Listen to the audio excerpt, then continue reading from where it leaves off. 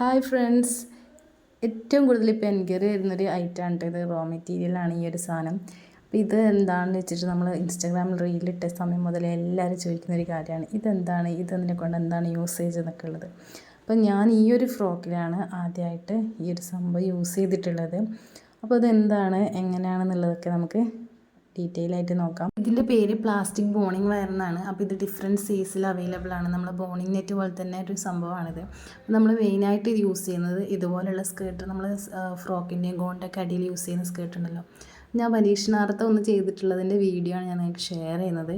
പിന്നെ ഇത് നമ്മളെ സ്കേർട്ടിൻ്റെ അടിയിൽ മാത്രമല്ല, ഇതുപോലെയുള്ള സ്യൂട്ടിൻ്റെ, വെഡ്ഡിങ് ഗൗൺസിൻ്റെ ഒക്കെ അടിയിൽ സപ്പോർട്ട് എടുക്കാൻ പറ്റിയ അങ്ങനെ സപ്പോർട്ട് വേണ്ട സ്ഥലത്തൊക്കെ യൂസ് ചെയ്യാൻ പറ്റുന്നൊരു അടിപൊളി സംഭവമാണ്. നമ്മൾ യൂസ് ചെയ്യും തോറാണ് നമുക്കതിൻ്റെ ഉപയോഗങ്ങൾ കൂടുതൽ മനസ്സിലാകുന്നത്. അപ്പോൾ നമ്മളിതുപോലുള്ള റീൽസിലും വീഡിയോസിലൊക്കെ അല്ലേ സാധനം കണ്ടിട്ടില്ല. അപ്പം ഞാൻ എന്തായാലും ഫസ്റ്റ് ചെയ്തിട്ടുള്ളൊരു പരീക്ഷണമാണ് കേട്ടോ നിങ്ങൾക്ക് ഞാൻ ഷെയർ ചെയ്യുന്നത്. ഇത് സാമ്പിളാണ്. അപ്പോൾ ഇതിൽ മിസ്റ്റേക്കുകളൊക്കെ ഉണ്ട്. അപ്പോൾ നിങ്ങൾക്കും പഠിക്കാം എനിക്കും പഠിക്കാം എന്നുള്ള രീതിയിലാണ് ഞാൻ ഷെയർ ചെയ്യുന്നത്.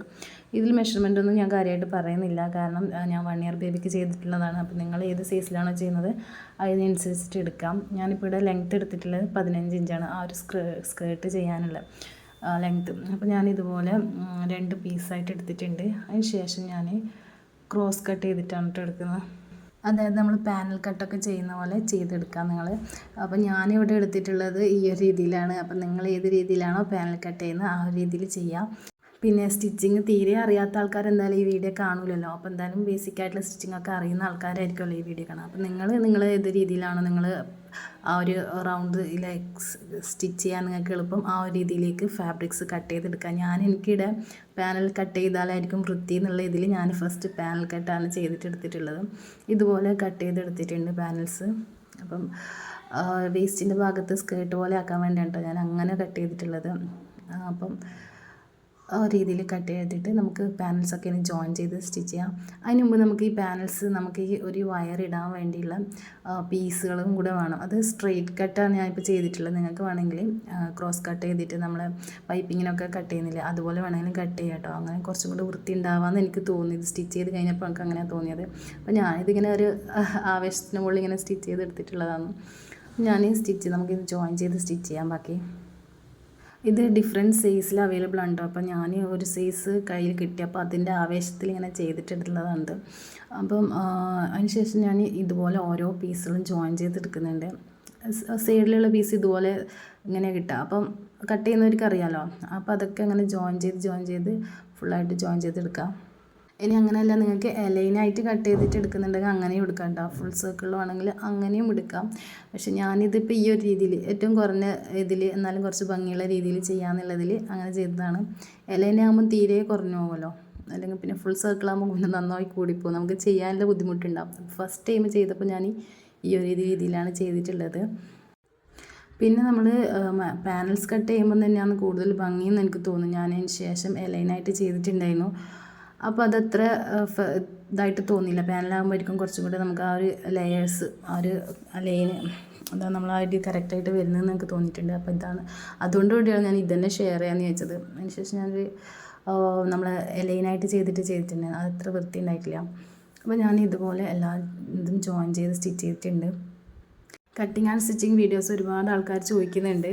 അപ്പോൾ നമ്മൾ ഓൾറെഡി നമ്മളെ ചാനലിൽ ബേസിക്കായിട്ടുള്ള ഡീറ്റെയിൽ ആയിട്ടുള്ള കാര്യങ്ങളൊക്കെ പറഞ്ഞിട്ടുള്ള കട്ടിങ് ആൻഡ് സ്റ്റിച്ചിങ് വീഡിയോസ് ഉണ്ട്. അപ്പോൾ നമ്മളിപ്പം എന്തായാലും നമ്മൾ ഈ ഒരു ഫ്രോക്ക് അല്ലെങ്കിൽ നമ്മൾ ചെയ്യുന്ന കാര്യത്തിൽ ഇമ്പ്രൂവ്മെൻറ്റ് വരുത്താനാണ് ശ്രമിക്കുന്നത്. അപ്പോൾ ഓരോ കാര്യങ്ങളും പുതിയതായിട്ട് പഠിക്കുക, പുതിയതായിട്ട് ചെയ്യുക എന്നുള്ളതാണ്. അപ്പോൾ അതിൻ്റെ ഭാഗമായിട്ടാണ് നമ്മൾ ഓരോ കാര്യങ്ങളും നമ്മൾ ഇതുപോലെ വാങ്ങിയിട്ടൊക്കെ നമ്മൾ ഓരോ പരീക്ഷണങ്ങൾ നടത്തുന്നത്. അല്ലെങ്കിൽ ഓരോ ഫ്രോക്ക് കാണുമ്പോൾ നമുക്ക് ചെയ്യണമെന്നുണ്ടാവുമല്ലോ. അപ്പം നമ്മൾ അങ്ങനെയുള്ള വീഡിയോസ് തന്നെ എനിക്ക് ഇനി കൂടുതൽ ഉണ്ടാവുക. അല്ലാതെ കട്ടിങ് ആൻഡ് സ്റ്റിച്ചിങ്ങിന് ഡീറ്റെയിൽ ആയിട്ട് യോക്ക് പോർഷൻ കട്ട് ചെയ്യുന്നത്, ഫ്രില്ല് കട്ട് ചെയ്യുന്നത്, ഫില്ല് ചെയ്തിടുന്നത്, അങ്ങനെയുള്ള വീഡിയോസൊക്കെ നല്ല ഡീറ്റെയിൽ ആയിട്ട് വൃത്തിയിൽ ചെയ്യുന്ന ആൾക്കാർ ഇഷ്ടംപോലെ ഉണ്ടല്ലോ. അപ്പം നമ്മൾ അങ്ങനെ ചെയ്യാൻ ഉദ്ദേശിക്കുന്നില്ല. നമ്മൾ ഇങ്ങനെയുള്ള വീഡിയോസ് ആയിരിക്കും ഇനി ഉണ്ടാവുക കൂടുതലും.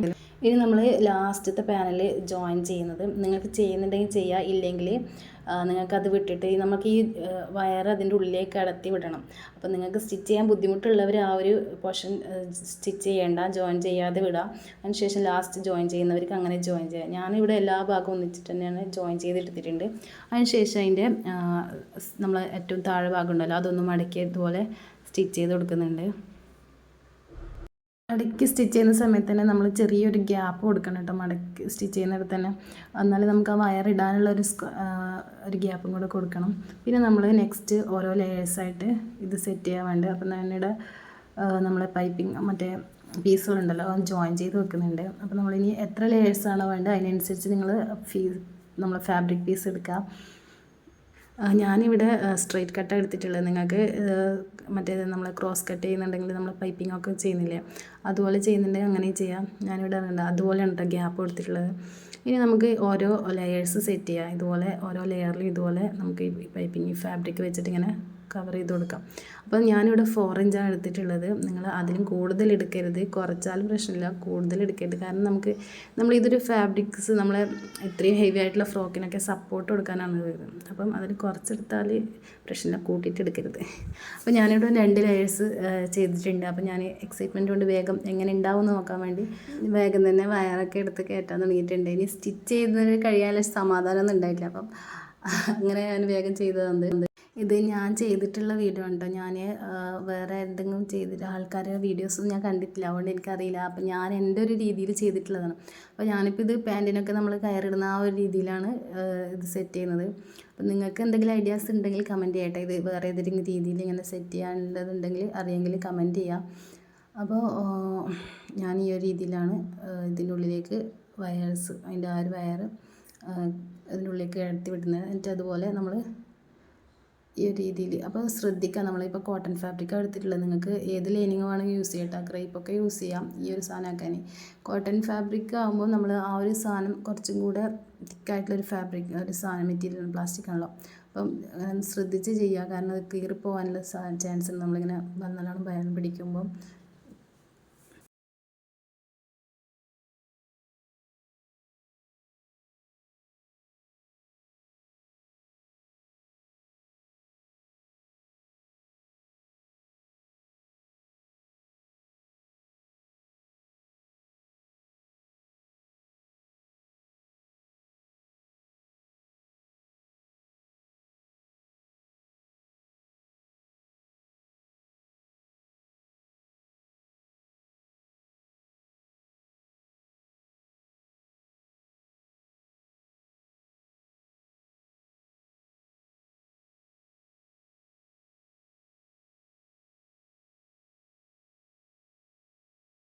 അപ്പോൾ 2 ലെയർ നമ്മൾ ചെയ്തപ്പോൾ ഈ ഒരു ലുക്കാണ് ഉണ്ടായത്. നമ്മൾ കൂടുതൽ ഫ്ലെയർ ഒന്നും എടുത്തിട്ടില്ല.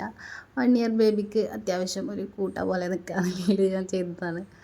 അപ്പം ഞാൻ ഉദ്ദേശിച്ച അത്ര കിട്ടിയില്ല, എന്നാലും നമുക്കിനി വേണമെങ്കിൽ ഫ്രില്ലൊക്കെ കൂട്ടാമെന്ന് വെച്ചു. നമുക്കിനി പാനൽസ് കൂട്ടിയാൽ മതിയല്ലോ. അപ്പോൾ ആ ഒരു കറക്റ്റ് ഷേപ്പൊക്കെ കറക്റ്റ് വന്നിട്ടുണ്ട് കേട്ടോ. നമുക്ക് താഴോട്ട് വരുന്തോറും വീതി കൂടുതൽ വേണം, മുകളിൽ കുറച്ച്, ആ ഒരു രീതിയിലാണ് ഉദ്ദേശിച്ചത്. ആ ഷേപ്പൊക്കെ കിട്ടിയിട്ടുണ്ട്, പക്ഷേ കുറച്ചും കൂടെ വീതി വേണമെന്ന് തോന്നി. അപ്പോൾ നെക്സ്റ്റ് ടൈം ചെയ്തപ്പോൾ ഞാൻ അങ്ങനെ തന്നെയാണ് കേട്ടോ ചെയ്തത്, കുറച്ച് എക്സ്ട്രാ വീതി എടുത്തിട്ടാണ് ചെയ്തിട്ടുള്ളത്. അപ്പോൾ നമ്മളിനി ഫാബ്രിക്കിലേക്ക് അറ്റാച്ച് ചെയ്യാമെന്ന് വിചാരിച്ചു. ഞാൻ ഫസ്റ്റ് ടൈം ചെയ്തപ്പോൾ സ്കേർട്ടാക്കിയിട്ടല്ല ചെയ്തത്, ഫ്രോക്കിലേക്ക് തന്നെ അറ്റാച്ച് ചെയ്തത്. അപ്പോൾ ഇനി നിങ്ങൾക്ക് സ്കേർട്ട് ആക്കണമെങ്കിൽ ഇതുപോലെ ഓരോ ലേയേഴ്സും സെറ്റ് ചെയ്തിട്ട് നമ്മൾ സാധാരണ സൈഡിൽ കയർ വരുന്നതോ അല്ലെങ്കിൽ നമുക്ക് സിപ്പ് വരുന്നതോ ഏത് രീതിയിൽ വേണമെങ്കിലും ചെയ്തെടുക്കാം. അതൊക്കെ നിങ്ങൾ ഇഷ്ടം പോലെ നിങ്ങൾക്ക് ചെയ്യാം, നിങ്ങൾ ഐഡിയാസ് പോലെ ചെയ്യുക. അപ്പോൾ ഇത് ഞാനൊരു ഫ്രോക്കിലേക്ക് അറ്റാച്ച് ചെയ്യുന്നതാണ് കേട്ടോ ഈ വീഡിയോയിൽ കാണിക്കുന്നത്. അപ്പോൾ ഞാനിവിടെ സാറ്റിൻ ഫാബ്രിക്കും പിന്നെ നമ്മൾ കോട്ടൺ ലൈനിങ്ങിൽ മറ്റേ സ്റ്റിഫ് നെറ്റൊക്കെ വരുന്ന ഒരു ലെയർ വെച്ചിട്ടുണ്ട് കേട്ടോ, സ്റ്റിഫ് നെറ്റ് വരുന്ന. അതിന് ശേഷമാണ് ഞാൻ ഈ ഒരു സംഭവം വെച്ചിട്ടുള്ളത്.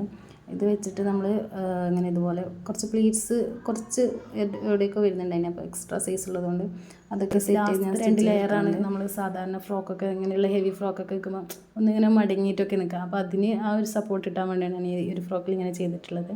അതിനുശേഷം നമ്മൾ കോട്ടൺ ഫാബ്രിക് നമ്മൾ നോർമലി ചെയ്യുന്ന പോലെ തന്നെ കോട്ടൺ ഫാബ്രിക് വെച്ചിട്ട് നമ്മൾ ആ സ്റ്റിച്ചസൊക്കെ ഒന്ന് കവർ ചെയ്യുന്ന രീതിയിൽ സെറ്റ് ചെയ്തിട്ട് സ്റ്റിച്ച് ചെയ്ത് കൊടുക്കാം.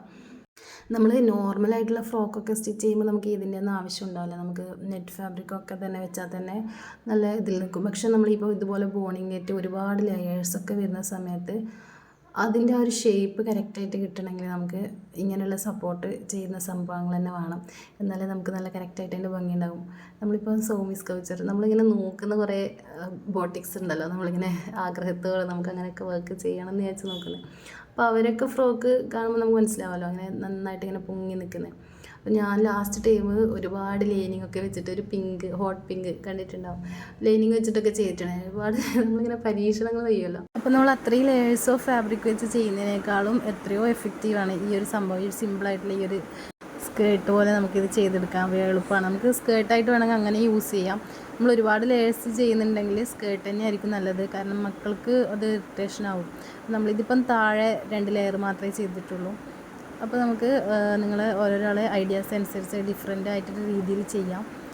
അപ്പോൾ ഞാൻ ഈ ഒരു ഫ്രോക്കിൽ ഈ ഒരു രീതിയിലാണ് ചെയ്തിട്ട്. അപ്പോൾ ഒരുപാട് ആൾക്കാർ എന്നോട് ചോദിച്ചിട്ടുണ്ട് ഈ ഒരു സംഭവം എന്താണ് ചെയ്തതെന്നുള്ളത്. അപ്പോൾ ഞാൻ സത്യം പറഞ്ഞാൽ വീഡിയോസ് എഡിറ്റ് ചെയ്യാനുള്ളൊരു അറിയാമല്ലോ, വീഡിയോസ് ചെയ്യുന്നവർക്കൊക്കെ അറിയാമല്ലോ അതിൻ്റെ ഒരു ബുദ്ധിമുട്ടുകളും. അപ്പം നമ്മളിങ്ങനെ വീഡിയോസ് എടുക്കുന്ന സമയത്ത് മക്കളുണ്ടാവും, നമ്മൾ പിന്നെ നെയ്റ്റൊക്കെ ചെയ്യുന്ന സമയത്ത് വർക്ക് ഉണ്ടാവും, അങ്ങനെയൊക്കെ ഒരു ബുദ്ധിമുട്ടാണ്.